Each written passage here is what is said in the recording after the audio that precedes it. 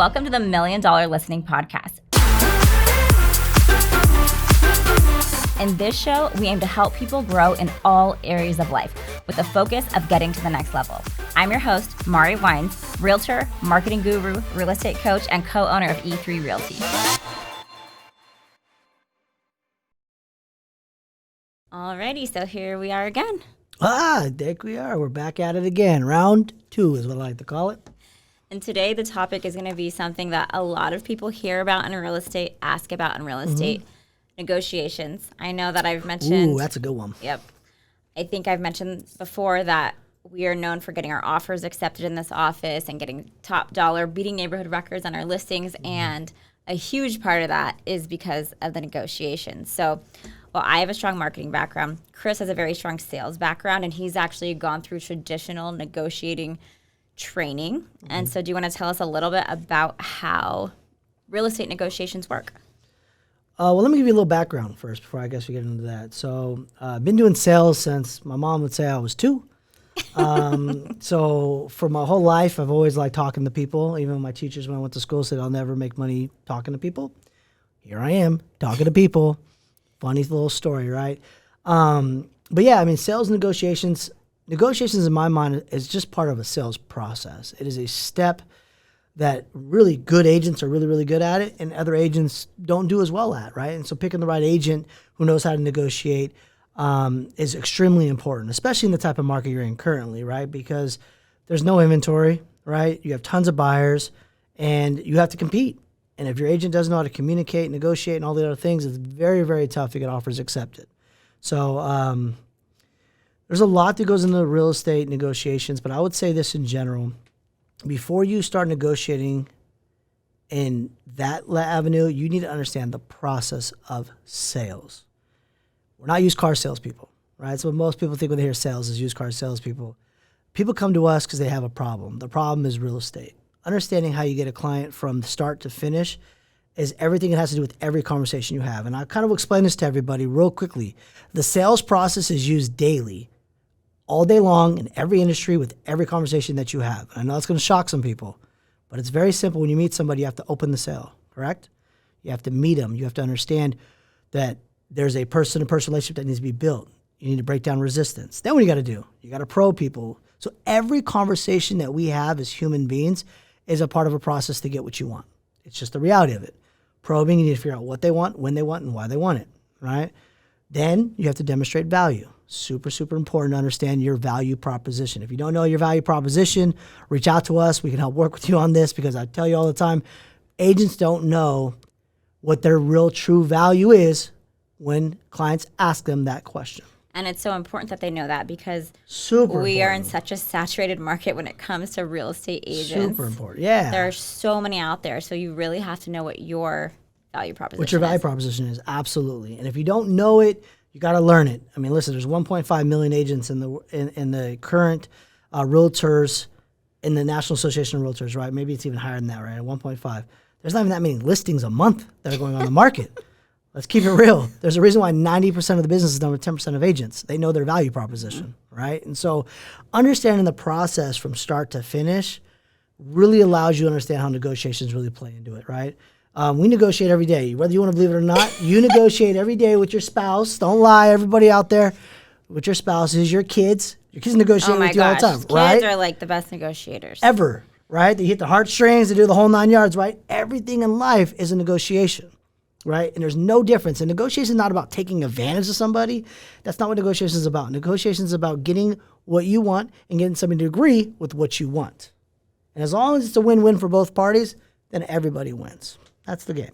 I'm just having flashbacks right now from you saying that your mom said you've been negotiating since you were 2. Could you imagine? And then I was talking about kids because I could just hear my mom's voice echoing in my head. This is not up for negotiation. Oh, yeah. See? Exactly, right? Exactly. Like, but can we work this little angle over here?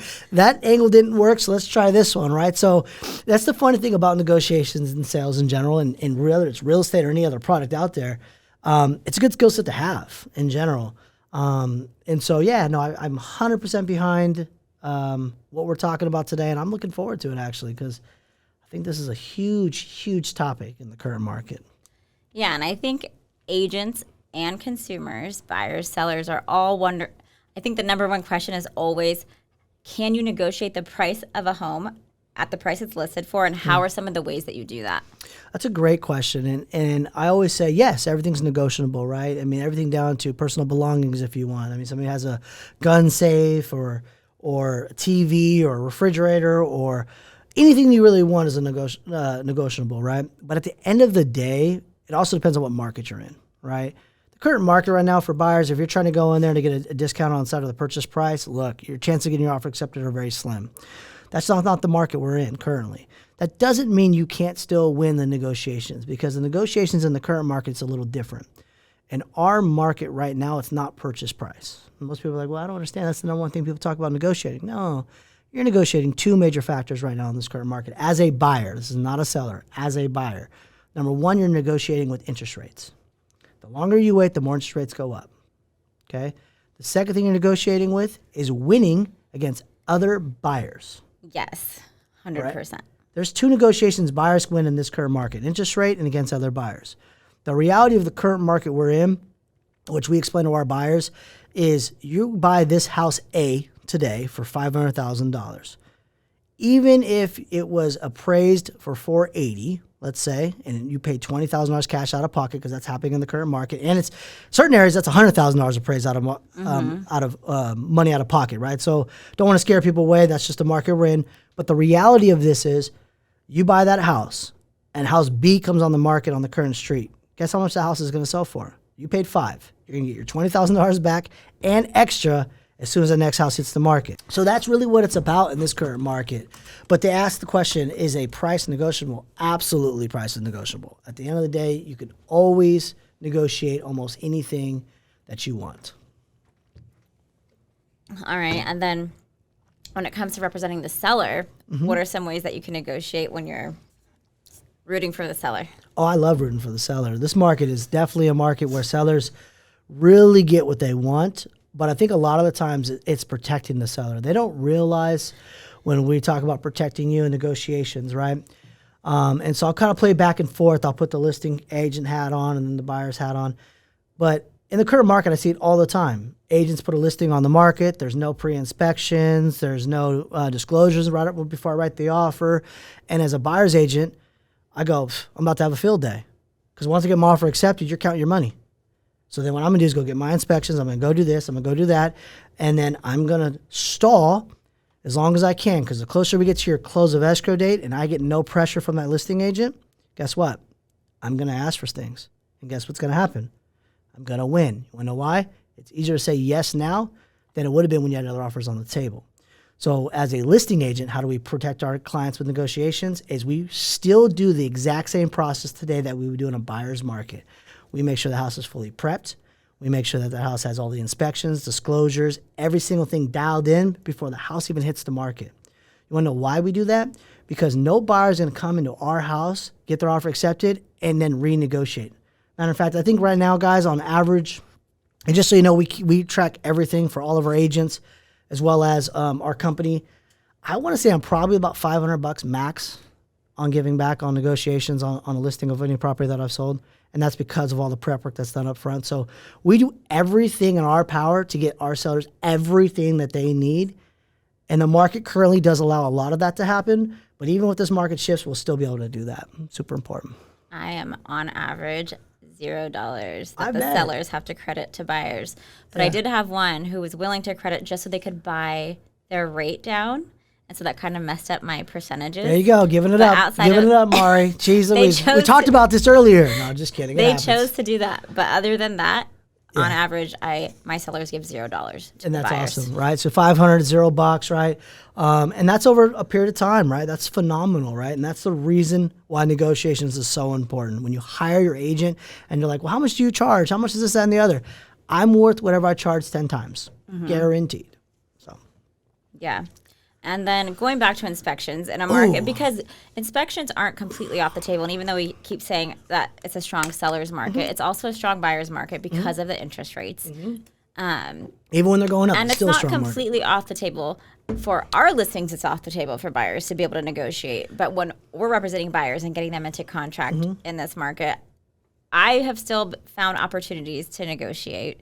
And one of those ways is inspections. And do you want to talk a little bit about how that works? I mean, you kind of just touch on it. Yeah, I touched on a little bit. But if you want to go into more detail about why that when we have a listing, getting the pre-inspections prevents the buyer from negotiating, Yeah, I got you. So, I mean, when you get pre-inspections, the reason why a seller gets pre-inspections in general is it tells the buyer what's wrong with the property up front. So when they're writing that offer, they can't come back later and say, I didn't know about A, B, C, and D. And because of A, B, C, and D, I would like you to do this for me, right? It basically says, look, we told you about the roof. We told you about the home inspection. We told you about the sewer lateral, the piping from the street. We told you about the pest and termite report. If there's a pool, we do a pool inspection. Like, they're aware of it. And I want every single buyer to have the exact same awareness. So the more offers that I can get from all these buyers, I can then use those to get my seller top dollar, because maybe this offer over here has got top price, but their terms aren't as good. And what terms are maybe your contingency periods, ways so that buyers can back out. Maybe it's an inspection contingency, maybe it's an appraisal contingency or a loan, all those types of things up front. And so this one has price, but this one has a lower price but no contingencies. Well, this is technically the strongest offer if we see proof of funds, we make sure they're pre-approved and everything else, right? So then you have multiple options to be able to pull up more money out of your client and get them top dollar. On the buying side, so that's on the listing side. On the buying side, it allows another round of negotiations. Every conversation that we have and every time we remove our contingencies, it's a negotiation, right? At the end of the day, you want as many negotiations options in the market as a buyer. Now, that doesn't mean you're going to get any in this current market. Some houses you're going to have to give them all up, but you win the house. And that's why knowing how negotiations work and knowing each step of the process really allows the buyers and sellers to really understand how is their top protections on both sides. Okay, so when you are getting your buyer's offer accepted and you're starting the negotiation process, how do you do that? How do you prep to start to get the listing agent warmed up to the idea of accepting your client's offer? A lot of it's work done up front, right? What I like to believe in and what helps me a lot is communication. If I know my client's going to like a house, I'm already starting the negotiations. I've already reviewed the MLS. I've already reviewed the disclosures if they have them, if they have any reports. I've already looked at the comparables on the market, right? Because I need to do the due diligence, because if I'm going up against 20 or 30 offers, I need to know all the data. The more and more I'm prepped, the more and more I'm prepared, when I go into my first initial conversation with the listing agent, I guarantee you we will stand out over every other agent. And so step one, communication. Step two, make sure you know all the research on the property. Step three, my first conversation outside of knowing the research, my whole entire time, my first conversation is to break down resistance and make them laugh. You get listing agents to laugh, people, I'm telling you, you're winning, all right? A lot of times listing agents don't want to give up anything at all. My number one goal, my first phone call, is if I can get the listing agent to laugh. I have built that relationship and I broke down that resistance. Step two, once I got that done, we view the property, we go through it. If I book an appointment to see the property, every single conversation, you guys have to understand, is negotiations. And professionalism. I book an appointment for Monday. Monday morning or Sunday night, I'm confirming that appointment. After I see that property, I say, thank you for allowing me to view that property with my client. I will keep you posted. That listing agent's like, wow, this guy's on it. Boom. He made me laugh. He confirmed his appointment. He showed up on time. Afterwards, he confirmed with me. Boom. Then I go back, talk to my client. So then I get all the pros and cons of that property, what I think, what it's going to go for. Is there going to be any appraised value issues? Is there going to be anything that we need to run into to prep my client and let them think about it? While they're doing that, guess what I'm doing? I'm going back to that listing agent and I'm saying, hey, listing agent, my client really, really loved your property. Here's what we're kind of thinking. How's traction going with your property? What's your sellers looking to sell for? Where are they planning on going? Is there any seller requirements? Tell me a little bit about your sellers. Is there families or this? Is there that? Like, give me as much information as I can. I try to get as much information as I can, because what am I trying to do at this point? Now I'm trying to build that relationship deeper, right? So now I've had 2 conversations plus follow up with this listing agent to show A, I'm a professional, and 2, every step of the process is me showing why I'm the most prepared agent. When you go sit down with the seller, who's the most prepared agent and who do you want to work with? Because at the end of the day, as a listing agent and you have a seller does what? Hey, what do you think about these potential buyers and agents? Which one is going to work best for me, right? Don't they ask us that all the time? Yes. We don't choose the offer, but they're going to ask us who's your feedback of who think this would be smooth with. So that's how most of the time you get your offer accepted is outstanding professionalism, outstanding communication, and be prepared. Know every house that's been selling on that market, what they're comped at, know all the pending information. Hey, there's a pending listing down the street. Has it appraised? What's the appraised value? When's it going to close out? Knowing all those details is what makes our offers win. That was one thing I was going to bring up in my initial conversation. Yeah, I'd like to make them laugh and get to know them and build that relationship. But I also like to call the pendings ahead of time and give them new information about their listing. Absolutely. And as soon as you do that and they're like, wow, they know the market, they know what this house is going to appraise for, they know that they need to get my client's top dollar in order to get this, and they're actually going to know how to do it. They have the skills and the knowledge to make that happen. So I always like to do that. Give a little bit of knowledge that they probably don't know about their own listing. Yeah, because what happens when their house is on the market? They're like, it's about to get, I'm about to be an escrow, we're about to be good. You know, a lot of agents kind of go, okay, I'm going to put my foot off the gas, where we want to make sure we drive all the way through the process. So. And sometimes I'll find out if there's a an offer that's pending a home that's pending higher than any of the most recent comps and it's closing soon, I like to tell them, like, did you know that you will be able to appraise much higher in a week? So we're making our offer this, knowing that we're going to have this comp to support it. Yep. And that, nothing will make a listing agent happier than that. You just did their job. Congratulations. Yeah. And I can't tell you how many times I've had listing agents either text me when a listing comes on, bring me a buyer here, I want to work with you. Or, hey, I want to work with you, but you got to change your offer to this. You want to resubmit it? Yes, I do. No, I don't want to resubmit your offer. Thanks for the information. I'll be right back. Right? Like, yeah, absolutely. Right. And that's what it's about. It's about building relationships, right? Like, a lot of times with negotiations, when you do deals with agents and it goes smoothly all the way through, guess what you want to do when that agent writes another offer? Yeah. You want to work them again. It makes a big difference working with people who really, really know, who are great agents in this area and know the market well. It makes the biggest difference. Absolutely. And that's what the sellers hire you for, right? People ask, why do they hire you? Is because you know the other agents, you know the market, you understand negotiations, you understand all these different things.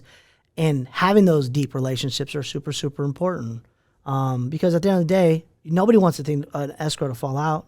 Nobody. Not the seller, not the buyer. So making sure you do everything up front to make sure that happens is really what we try to do. Yeah, and there are some agents who are terrible at negotiating and get very emotional, and they will threaten you to cancel the deal all day long. I'm going to cancel. Let's cancel then. My sellers might cancel. My buyers might cancel. And it's like, nobody wants to cancel a real estate deal. Yeah. Nobody wants to cancel it. Now, people like to use that for leverage in negotiations, right? But look, at the end of the day, like, if the deal's going to close, the deal's going to close. And if you're on top of your game, that should never happen. And anytime somebody does that, it usually has a lack of communication on some part. Yeah, but if you've also fully prepped your offer the best that you can, they really can't cancel on you. You can set up your seller or your buyer to where the other party is not able to cancel without consequences. Correct. Absolutely. So for you, how long do negotiations normally take? Like, let's just say after you're in contract. What is the timeline like? You have your inspection contingency timeline, you have your appraisal, and so on and so on. But I like to tell every client that I have, negotiations is really who's going to blink first. Most first-time buyers don't have the strength or the will to hold out as long as it takes to get what they want. That's where I kind of step in. I try to prep people, let them know less is more, right? When I negotiate, especially if I'm trying to get like a discount on inspection reasons, right? You take it till the end, right?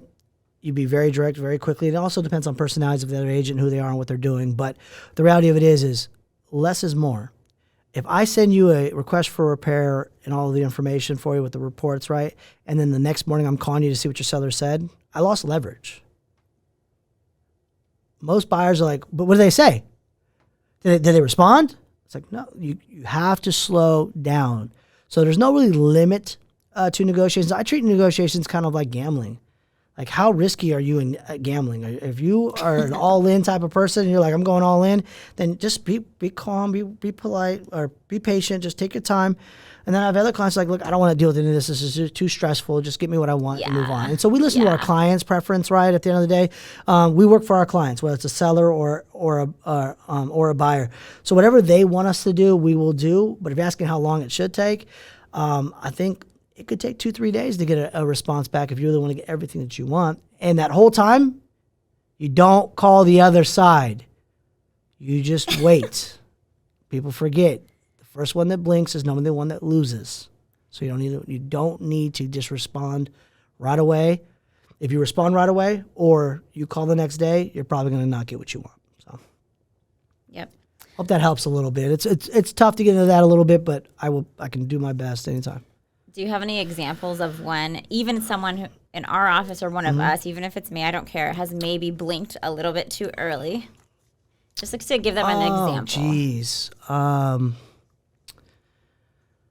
That's a good one. I would say probably that there's been a couple. I think, but it depends. Like I've seen pre-negotiations done up front that's been out of this world. I think just knowing when to negotiate. So I guess I'll give you a little bit of a story here. Seller needed to find a replacement property.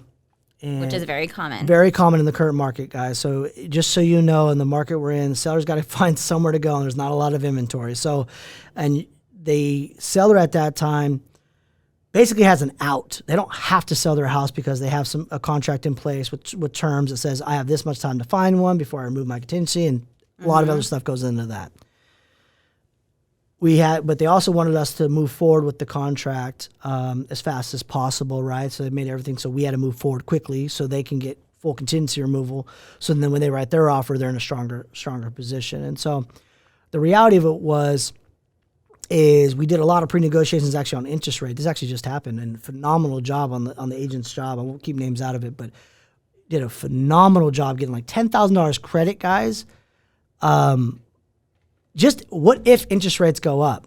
I need to protect my buyer. Talk about pre-negotiations for a buyer. $10,000 we had that agent built in to make sure if rates were to climb that we were going to be able to buy down the interest rate. So phenomenal job there. That is phenomenal job, right? And guess what? Rates did go up and that money was used. But the good news was it was protecting our client, which is number one in negotiations. But also the listing agent was trying to get us to basically remove the inspection contingency, this, that, and the other, but not a lot of pressure, right? Because they didn't have a replacement property yet. They haven't even wrote an offer yet. And so at that time, I probably would have stalled a little bit. I would have just kind of let the things go until they kind of basically put pressure on you, right? Because you can't really negotiate with somebody who can back out, right? At the end of the day, if they don't want to do anything, they just back out and you don't get the house, right? So your leverage point of negotiations is not there. It would be right after they got attached to their house or got their offer accepted is when I would have probably brought in the negotiations because now they're emotionally attached to their new property, right? So it really all comes down to finding out where the leverage points are in negotiations and when to use them and how to protect your client each and every step of the process. So hopefully that makes sense to everyone. But that's where I probably would have said I wouldn't have done the negotiations at that time when they were asking. I would have stalled until they put a lot of pressure on me or the contract required me to do something. Or when they found that replacement property is when I would have brought it all up and brought it full circle because that seller is now emotionally attached. Yeah, you just reminded me of something. So you do loans, so you might not be thinking about this. I don't do loans, but a huge part of what gets my offers accepted and negotiating is working with the right loan officer. Who's that loan officer again? I forgot. I scratched my head here. We have a lot of good loan officers here. Awesome. Amazing loan officers here. And we all get to collaborate together, which that's truly a huge part of how we get offers accepted. Huge. So there's so much strategy that can go into the financing for each client, and everyone has a unique circumstance. So figuring that out up front, not only figuring out the best loan program and the financing, the way it's going to be structured, but being able to coach the client. A great loan officer can explain to my clients so that they're not scared to do what I'm suggesting they do because the loan officer can put it into perspective for them. Absolutely. And I can't tell you, I mean, even just recently, I had clients who were working with a different loan officer and all of 2021, I barely got any offers rejected. It was the end of the year and they were getting offers rejected. And I said, why don't you guys just try to bring the loan in-house, see how it goes. And as soon as I brought that loan in-house, they had a better rate. They had a lower payment. Everything made more sense to them. They had to bring less money in, and we got their very next offer accepted. And so a huge part of negotiations is with the financing. Is absolutely knowing how the whole system works too, right? Like, for someone who does real estate and lending and understanding both sides of it, I can really look at a client's full picture and figure out where our strengths are and put those front and center to get your offer accepted and hide the weaknesses, right? Because I can already have a plan to help you out with your weaknesses. Because maybe we don't have as much money for, let's just say, closing costs or appraisal. Let's do an example here with negotiations. If you have a client who has the down payment, has the closing cost, but doesn't have enough money for what's called an appraisal kicker or appraisal shortage, right? Well, they have room in their interest rate. And this is why working with a company like us is super important, because this is how we do things. Let's say we have room in interest rate to take the interest rate a little higher. And then by taking the interest rate a little higher, the lender will give the buyer maybe $10,000 in closing cost credit, right? And somebody goes, well, why would they want to take a higher interest rate? Well, what if you can't get your offer accepted and it's going to take you 10 grand on an appraisal kicker to win? And now they have an extra 10 grand to work with. And now you have an extra 10 grand to work with to help out with that appraisal gap. And what happens most of the time? We never have to use it. Yeah. Never have to use it, right? Because we know the market. So sometimes it happens, we have to use it. But just freeing that up, we get our offer accepted. And then if we don't need to use it, guess what? You have the money for closing costs to do what you want. And buyers are like, our clients are like, holy crud, how did you guys do that? Yeah. And it's like, look, it's just understanding the mechanics of both sides in-house. And when we're helping our clients, it really makes it a lot easier. Yeah, it's amazing when our clients trust us. And at the end of working with buyers or sellers, when they're saying, thank you, you're amazing, I'm like, no, you are amazing for trusting me, because this was some crazy stuff and you trusted me, and that's why we won, because you trusted my strategy. And so it takes that. It takes trust, right? And we have to build that trust. I mean, as an agent, I'd never expect a client to think that I should instantly get your trust no matter what my resume says. I believe every single client that I help with, I need to build the trust and build value and show you that I'm in your best interest. I mean, there is a thing called fiduciary duty as an agent, right? My job is to protect my client at all costs, and that's what we do. And we give you every single option possible. Yeah, and I shouldn't say I wouldn't trust myself, but if I didn't have the right loan officer partners, I wouldn't. I feel my clients can trust me so much more, because if anything goes wrong, I turn to you guys and we fix it immediately. So just the whole team creates. Yeah, absolutely. Absolutely. It's a team approach, and it takes more than one person to get an offer accepted in this market. So, and shout out to our admin team. I know this isn't this is about negotiations today, but our admin team rocks it, man. Our TCs, our loan processors, our director of operations, all of our whole entire team just crushes it on every single one of our marketing coordinator for our listings, our listing team. Margaret, you're phenomenal. Better get Margaret in there. She's going to shoot me if I don't. Margaret, you are an MVP. So, yeah, our team does a phenomenal job with helping us out, too. So I have a really fun question, because I think... No fun questions. This is a real estate podcast. There's no fun. I think we've all heard this question many times, but do realtors negotiate their commission? Or if a client asks you to lower your commission, how does that go in? Do agents negotiate their commissions? Yes. Does Ristau? No. Don't ask. You know my value. You're going to see my value. But yes, you can negotiate commissions. It is how it works. And honestly, that's your first sign of who can negotiate and who can't. Yeah. If your agent buckles when you're trying to negotiate their commission, what do you think is going to happen when they're trying to negotiate on your behalf? I think the answer is right there for you. Yeah. No, so it's not good. Not good. And so agents that know their value don't need a discount. You know, we do have a commission menu, so clients can choose the package that they want, but the value is the value. Yeah. I mean, we crush it every single time with data and stats, and we can prove it. So at the end of the day, it's our value. You know, we're not a discount brokerage. It's not who we're ever going to be, nor do we want our agents to be that way. We train all of our agents to be just well-taught, phenomenal agents. I mean, all of our agents go through tons of training on sales, negotiations, understanding contracts, disclosures, all of that, because we want to make sure that process is phenomenal for everybody who works with E3. So. Yes, of course. And then just to give a little bit of a statistic, the brokerages surrounding us, on average, their agents do 2 deals a year. And I can't remember the most recent stats. Was it 14? Just under 14 deals. Just under 14. So our brokerage, on average, agents do 14 deals a year. So that's a huge difference. And it is definitely because of the training that they receive on all those topics you just mentioned. And just being able to shadow others who are great, which we love for people to do here. Yeah. I mean, shadowing is super important for agents in general. And I think it's just, when it comes to negotiations, it's just, you have to hear it and see it, right? And then you learn it, right? You can talk about negotiations all day long, but at the end of the day, if you don't see it and hear it and watch it work, it's very hard to set in and say, oh, that actually is possible, right? Because, we have a funny rule anytime we negotiate for vendors, right? I have a rule here. Everybody laughs. I go, did you get no 3 times, right? You keep asking for discounts all day long until you get 3 no's. Keep asking. But I've already tried. Try again, right? And it's funny because, people are like, man, I can't believe that just worked. I'm like, it works all the time. If people don't say no 3 times, keep asking. I'm telling you right now, no.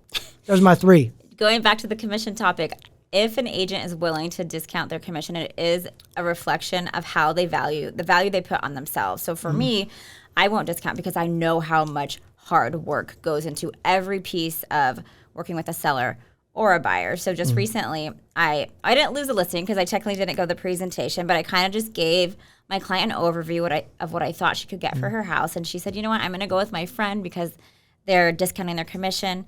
And I said, okay, no problem. I totally get it. I just can't do that because we actually spend a lot of money on our marketing too. There's a lot that goes into it. So we lose a little bit of commission. That really loses exposure for your home. So anyway, time goes by. I deleted her out of my CRM because I was like, I'm busy. I'm busy. Don't delete it in your CRM. Do not take that advice, agents. I like to keep my... We're going to have a coaching call after this. My contacts are very combed through. It's only, anyhow. So I got a call from her, and she's hiring me back on because just in that little amount of time from working with that agent, she very soon realized why her commission was lower and that she would actually make more money with me than she would save money by going with that agent. And that's truly the fact. I tell people that all the time. At the end, if you think that I didn't make you more money than you would have saved, then let's talk about it. Yeah. But that's never happened. So absolutely. And that's the reality of it. At the end of the day, like, you don't save money when you sign a listing agreement on commissions, right? You don't earn money or save money until it sells. So how do you know if you're saving money? It's a gut instinct, but are you saving money? You don't know until you actually sell and everything is finalized. That's when you know if you either made money or saved money. And listen, at the end of the day, if you're dealing with discount brokers, I get it. Understand there's a market out there for you, but most of the time, it's just a transactional-based business and not a lot of the love and sweat and tears that we put in to make sure our clients make the most money possible. Yeah. Going back to what you said earlier, so I don't know if you guys heard the statistic, but 10% of the realtors across the country do 90% of the business. So that's 90% of realtors who don't do as much business, and it's probably because they haven't had the exposure we have had to all this training on negotiations and everything we've talked about today. So for the realtors out there who might need some more of that or want some more of that, how do you suggest they go about learning how to negotiate better? Number one, shadowing someone who's really good in the office you're currently in. If there's a top negotiator, most offices have a top negotiator. I would shadow them as much as possible. There's definitely courses that you could definitely get into and understanding it. Or you could reach out. I'd be more than happy. I have a presentation that I do on just the basics of understanding the sales process, negotiations. But I think the biggest thing for agents, if you're looking to learn how to negotiate, is find that agent in the office. Understand your contract and your negotiation points in your contract is super, super important. NAR has a course, and there's a lot of different things out there. But just like anything, if you don't practice it, you'll never be able to master it, right? So you have to learn, and then you have to practice it, and then you master it. Yeah, we kind of role play with agents here too to get their level of expertise up as soon as we can, kind of get them on a fast-forwarded track to being a great negotiator. Absolutely. And like you said, you have an awesome workshop for negotiating, but I also like here, and other offices probably have this too, but different people have different styles. Like my style of negotiating is very much different than your style of negotiating. Oh, yeah. And we tried to he tries to pressure me into negotiating in his There's way. no pressure around here. Don't let it lie to you. Which works. Sometimes I need it. Sometimes when I know that my style's not going to work, I call him and I'm like, tell me. Yeah. So it's nice to be able to shadow different styles because some Absolutely. people might shadow you and say like, there's no way I could ever do this. So that's what's nice about us 4 different owners is that we are all so different, so different. And so it's nice for our agents because they have the opportunity to shadow multiple styles and kind of pick and choose from each one what works for them. Absolutely. You got to make it your own. Any type of sales process, type of negotiations, it's always learning how to make your own style, but understanding how the sales process works and understanding how negotiations works and then learning from each person. You know, you as an agent, you should be learning every day negotiations. Like if you're not talking about negotiations every day, then I'm telling you, you're probably not working at the right place. Yes. Negotiations is such a huge part of what we do and a huge part of your value proposition that if negotiations is not talked daily in your office or around you, then you're probably at the wrong spot. I agree with that. So negotiating is a huge part of real estate. I don't know. Can you think of anything else we haven't covered on negotiations? Because I think we did a lot. That was a lot in a short amount of time. I don't know. That's a lot, and probably a lot in a short amount of time. But if you guys want more information on negotiations, we could definitely dive in more. Absolutely, I have no problem doing it.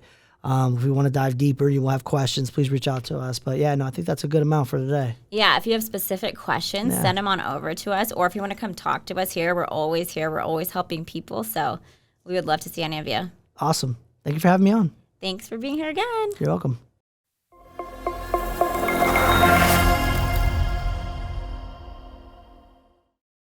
Hello, my people. This is Alex Lopez. Check out my podcast episode at $1 Million Listening with Mari Wines here at E3 Realty. Oh,